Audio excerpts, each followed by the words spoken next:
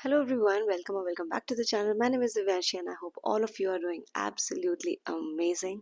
बहुत टाइम बाद मैं फाइनली आज वीडियो बना पा रही हूँ because flying is really hectic here और मैं consistent नहीं रह पा रही हूँ. YouTube साथ में manage करना is getting a little bit difficult for me now, but I'm still trying to manage short videos और short reels.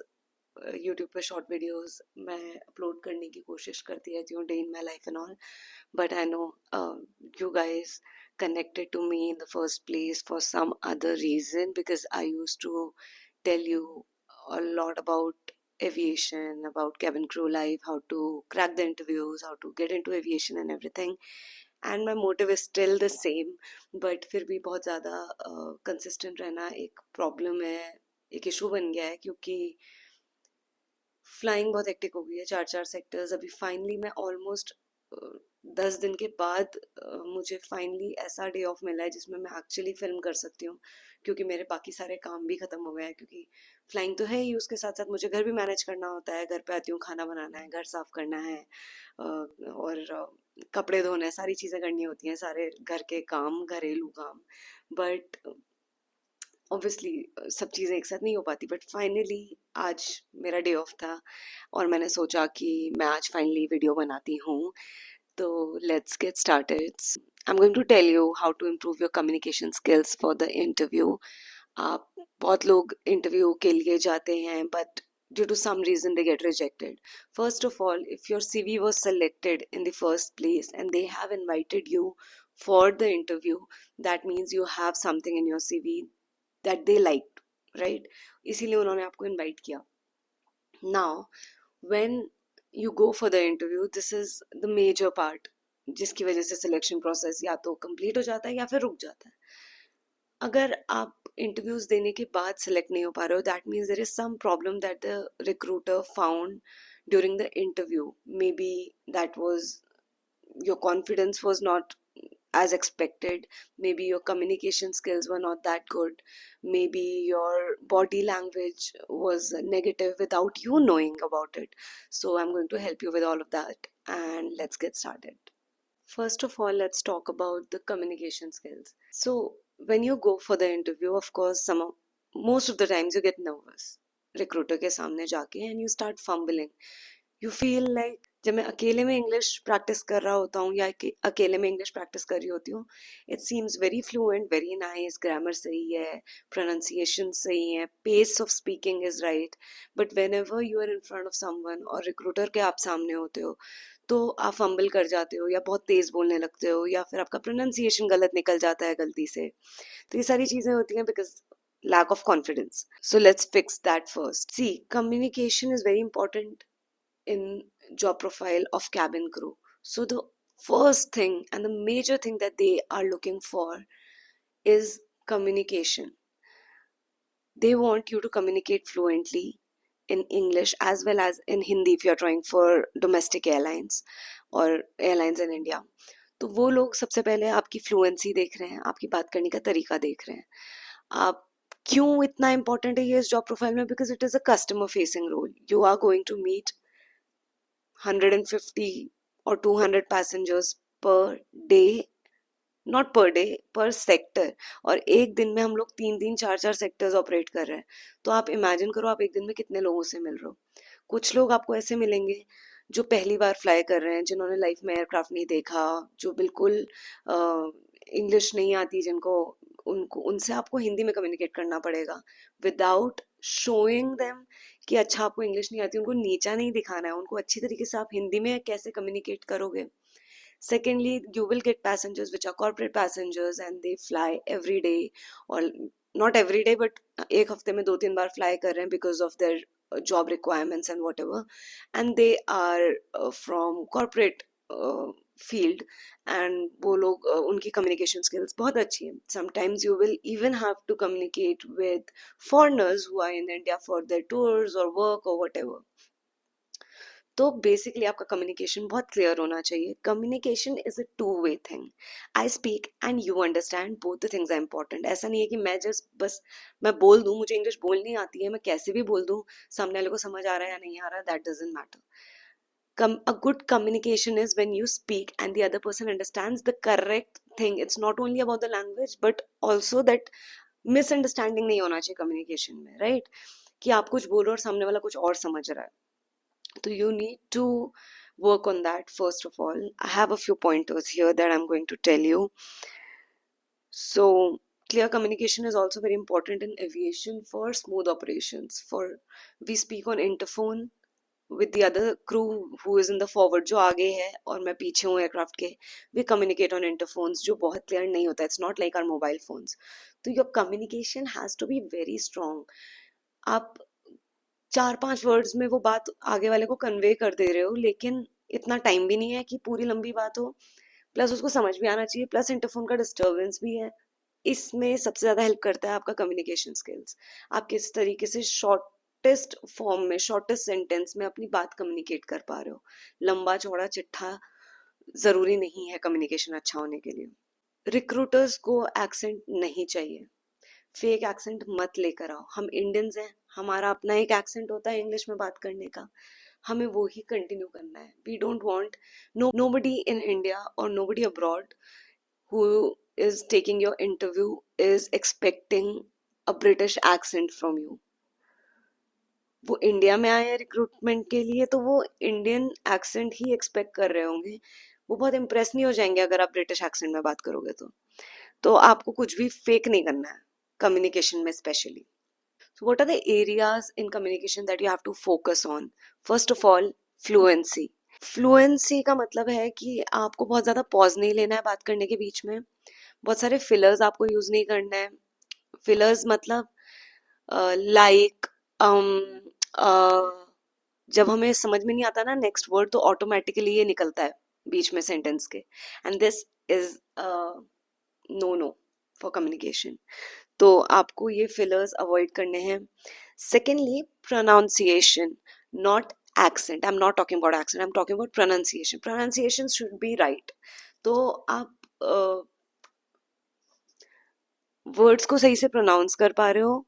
I am not saying कि उसमें एक्सेंट लेकर आओ, बट उसका करेक्ट प्रोनाउंसिएशन होना चाहिए, because pronunciation some time changes the entire meaning of the word and followed by changed meaning of the sentence. Thirdly, your grammar. Tenses बहुत important है. Tense आपका पूरा सेंटेंस चेंज कर देता है और वो आपकी इंग्लिश को बहुत खराब भी कर देता है अगर आपको सही से टेंस यूज करना नहीं आता है. Next is your body language, your eye contact, your smile. When you are giving an interview, जब आप रिक्रूटर से बात कर रहे हो, आप उनसे आई कॉन्टैक्ट करके बात कर रहे हो, that means you are confident. आप इधर उधर देख रहे हो, that means you are not even confident. आप अपनी बात रख नहीं पा रहे हो जब उनके सामने. How can you expect them to choose you for that job जहाँ पे उनको पता है कि आप एक दिन में सारे कस्टमर्स को फेस करोगे. You will be the face of the company. जब आप फ्लाइट बोर्ड करते हो ना तो आपको अकासा का या इंडिगो का या फिर कोई भी एयरलाइन का, कतर एयरवेज का या कोई भी एयरलाइन का सीईओ नहीं मिलता है, आपको उनका क्रू मिलता है. वहां से इमेज सेट होती है एयरलाइन की. जब आप उनसे मिलते हो, उनसे बात करते हो, आप सोचते हो वाओ दिस. आप ये नहीं सोचते उस टाइम कि इस बंदे की पर्सनालिटी कैसी है. आप उस टाइम पे ये सोचते हो ये एयरलाइन कितनी अच्छी है, कितना अच्छा क्रू है, कितनी अच्छी सर्विस है. तो वो इंसान आपको जो सर्विस दे रहा है ना, आपको वो मिल रही है, ना कि सीईओ ने जो विजन लिया अपनी एयरलाइन के लिए वो आपके सामने नहीं है. जो क्रू आपको पोर्ट्रे कर रहा है वो आपके सामने है. तो आपको वो चीज इंटरव्यू में भी रिफ्लेक्ट करनी है कि आप वो चीज करने के लायक हो, आप वो जिम्मेदारी ले सकते हो. Your tone should be polite. Attitude नहीं दिखना चाहिए आपके टोन में. आपकी टोन पोलाइट होनी चाहिए, बात करने का तरीका पोलाइट होना चाहिए. सामने वाले को देखने में लगना चाहिए you are a grounded person, you are a down to earth person, you don't have attitude, you don't have ego. ये सब चीजें अगर इंटरव्यूअर को, रिक्रूटर को आप में दिखाई दे रही हैं तो ऑफ कोर्स वो आपको चूज नहीं करेंगे. अगर उनको ईगो दिख रहा है या फिर उनको दिख रहा है कि आप एक इगोइस्टिक और बहुत ही एटीट्यूड है आपके अंदर, आप ऐसे इंसान हो, why would they choose you for their airline जहाँ बाहर इतनी लाइन लगी हुई है. Why would they choose someone who they think is not capable to do that job, right?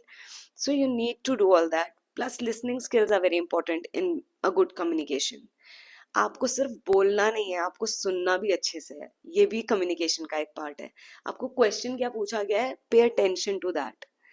ऐसा नहीं है कि बस आपने सुना और जवाब देना शुरू कर दिया. Just let them finish. उनकी बात खत्म हो जाने दो, then you answer, listen carefully. आधे आंसर्स आपको अपने आप मिल जाएंगे, प्लस जब आप ध्यान से सुन रहे हो ना, उस टाइम पे you will get time to think of your answer also. And always talk, when you are in the interview, always talk in the pace that I am talking right now. Pace as in speed. जब आप बहुत जल्दी जल्दी fluently बात करने की कोशिश करते हो ना, that's when you fumble, that's when you mess up with your grammar, that is when you spoil the conversation. अगर आप धीरे धीरे बात कर रहे हो तो आपको सोचने का टाइम मिल रहा है, आपके सेंटेंसेस क्लियर आ रहे हैं, एंड छोटी मोटी grammatical mistakes, so they even they know that it comes with practice, it comes with communication. When you communicate every day, that's when the fluency comes. But it doesn't mean कि बिल्कुल ही, अगर 10 में से देखा जाए तो अगर वो आपको ग्रामर में 8 रेट कर रहे हैं या 9 रेट कर रहे हैं, तो they know you'll become a 10 when you start working. But if they're rating you 5 or 4 or 6 or 7, they know कि इसको बहुत काम करने की जरूरत है इस बंदे में। मीनवाइल बाहर इतने सारे लोग हैं, उनमें से कोई हो सकता है 10 आउट ऑफ 10 हो ग्रामर में या कम्युनिकेशन में, उनको चूज करेंगे, आप पे क्यों काम करे? जो ऑलरेडी बंदा परफेक्ट है उसको चूज करेंगे। तो you have to go with that mindset कि सामने वाला आपको क्यों हायर करे। The reason that you are passionate for this job is not enough. सामने जो रिक्रूटर बैठा है उसको दिखना चाहिए कि आप वो जॉब रिस्पॉन्सिबली कर सकते हो, आप वो सिचुएशन को, आप वो रिस्पॉन्सिबिलिटी को हैंडल कर सकते हो। My first suggestion to you would be start reading. Even if you are not a reader, maybe read English newspapers. If you don't want to read newspapers, you can read fictional books, non-fictional books. Just read in English and in Hindi as well. अगर आपको लगता है आपकी हिंदी में भी काम की ज़रूरत है. But if we talk about English, तो read books. वहाँ से क्या होता है? वहाँ से grammar strong होती है. When you keep reading ना, when you're reading, आप वो सिचुएशन इमेजिन भी कर रहे हो तो पढ़ते पढ़ते, that really helps. Also I would suggest you to read it out loud. दिन में 1 घंटा निकालो, read the book out loud way you can also hear it. I would also suggest you to record it, maybe, because when you hear your own recording, I know I'm not a fan of this exercise. I cannot listen to my own voice. जब मैं videos भी ये post करती हूँ, मैं कभी अपनी videos वापस जाके नहीं देखती हूँ, मैं नहीं देख पाती हूँ, या मेरे फ्रेंड्स या कोई मेरे सामने मेरी वीडियो प्ले करता है ना, मेरे से वो भी नहीं देखा जाता है। But when you listen to yourself speaking, आपको खुद ही सारी गलतियां नजर आ जाती हैं, आपने क्या गलत प्रोनाउंस किया है, कहाँ पे ग्रामेटिकल एरर आया है, वो सब चीज़ें, या आप फास्ट बोल रहे हैं, या आपको खुद ही समझ में नहीं आ रहा है कि आप बोल क्या रहे हैं, तो सामने वाले को कैसे समझ में आएगा? तो this is a very good exercise. Read a book out loud and बाहर, मुंह के बाहर पढ़ने की कोशिश करो। That is when you know जो वर्ड पे आप अटक रहे हो, pronunciation that you are not sure of, go to Google, chat GPT पे जाओ, गूगल पे जाओ, प्रोनाउंसिएशन चेक करो, यूट्यूब पे आओ, उस वर्ड का प्रोनाउंसिएशन चेक करो। There are lot of things that we can do these days. आज अगर कोई बंदा खुद पे एफर्ट नहीं डाल रहा है, वो उसकी अपनी गलती है, because we have a lot of sources. पहले ये सारे ऑप्शंस नहीं होते थे, डिक्शनरी में हम लोग देखते थे, but now we have options, we can work on ourselves, घर पे बैठ के फ्री ऑफ कॉस्ट, इंटरनेट सबके पास है। तो you have to make efforts, कोई आके आपके लिए कुछ नहीं कर सकता इस चीज में। Second is mirror practice. Mirror के सामने खड़े होकर बात करो। You might look like a crazy person, but even I do this, I have done this in past, I still do it. I talk to myself, I talk to myself in the mirror, and that's when I know कि मैं बात करते हुए कितना इधर उधर देखती हूँ। ये मुझे रियलाइज हुआ जब मैं मिरर में देख के प्रैक्टिस करती थी इंटरव्यू के लिए। सेकेंडली आई नोटिस कि जब मैं इंग्लिश पे ध्यान देने की कोशिश कर रही हूँ तो मेरी स्माइल चली जा रही है, स्माइल पे ध्यान देने की कोशिश कर रही हूँ तो मेरी आई कॉन्टैक्ट चला जा रहा है। That is how you practice. आपको अपनी गलतियां खुद नजर आएंगी, आपको किसी और की जरूरत ही नहीं है आपको सिखाने के लिए।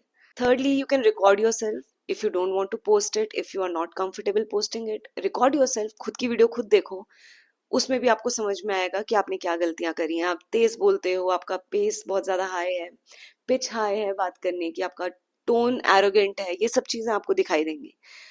अगर नहीं तो आप किसी दूसरे बंदे से ओपिनियन ले सकते हो। मेरी मम्मी को इंग्लिश नहीं आती है, she is not great with English और ग्रामर और speaking English, but I used to speak in front of her, and when she would see my videos or when she would see me speaking in English, she could at least figure out कि confidence की कमी है।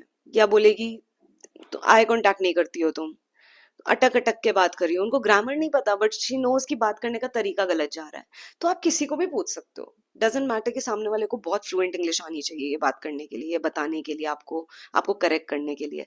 Grammar आप खुद correct करो, लेकिन way of speaking तो सामने वाला कोई भी करेक्ट कर सकता है। Your parents can do it, your siblings can do it, your friends can do it, you can, whoever you're comfortable with can do that for you, so you can do that as well. Next is practice common questions like tell me about yourself, or why do you want to become a cabin crew.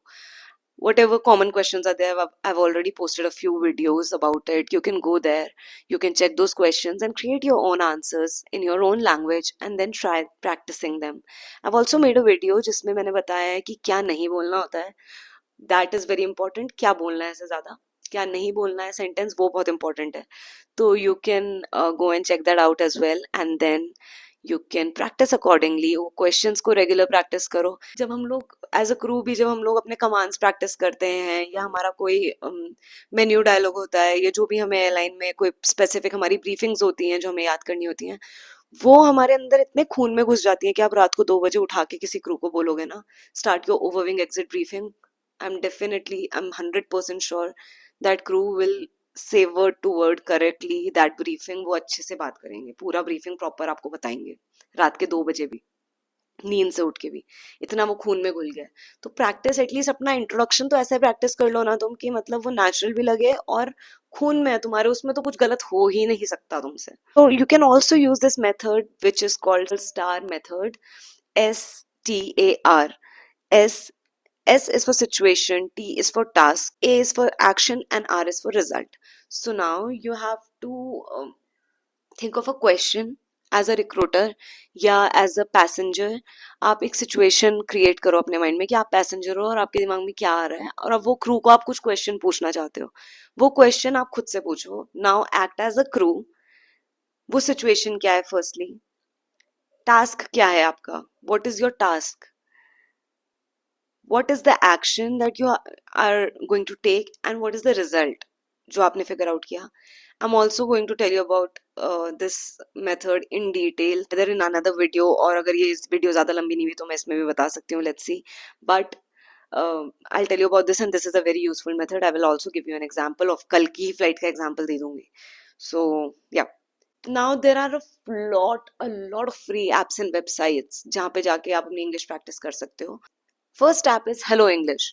ये app easily play store में और app store में available है, and it is very good for Indian users.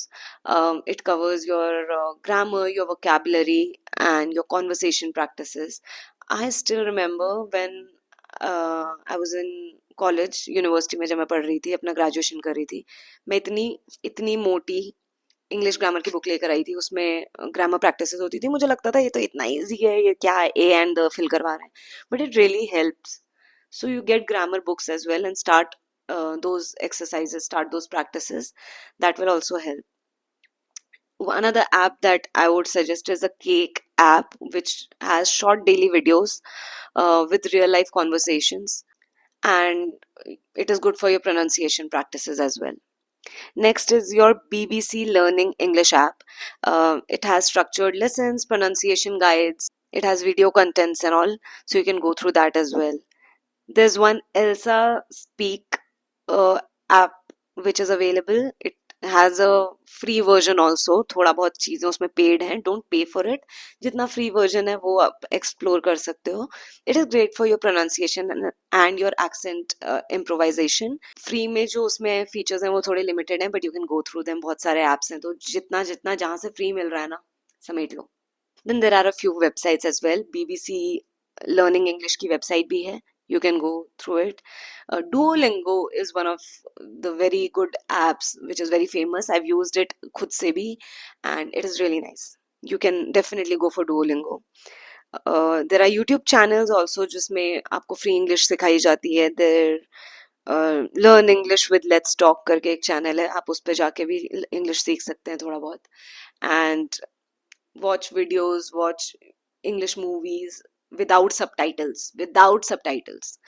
Grammar सीखने के लिए subtitles के साथ, और प्रोनाउंसिएशन के लिए, योर अंडरस्टैंडिंग ऑफ इंग्लिश, उसके लिए आपको विदाउट सबटाइटल्स देखना है। एक वीडियो सबटाइटल्स के साथ देखो, एक विदाउट सबटाइटल्स देखो। Now I will tell you what not to do, which is very important.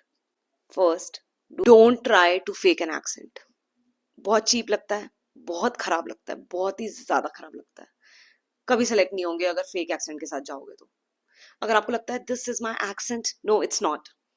We are Indians, हमारी एजुकेशन, हमारी अपब्रिंगिंग ऐसी ही हुई है। We have an Indian accent, we have a very strong Indian accent which never goes away. And if you have a very strong accent, Netflix देख देख के, that is fake. Please don't do that in your interviews. Don't memorize your answers word by word. Just keep in mind कि आपको बोलना क्या है, वो memorise करना है। वर्ड बाय वर्ड लर्न नहीं करना, तोते की तरह नहीं बोलना my name is Divyanshi, I am from Dehradun, I am इतना इयर्स ओल्ड, आई हैव इतना एक्सपीरियंस। वर्ड बाय वर्ड याद नहीं करना आंसर को। If you make a mistake, don't panic. Recover. Say pardon or say I'm sorry, I beg your pardon, and then start continuing. Just continue your sentence or continue your conversation.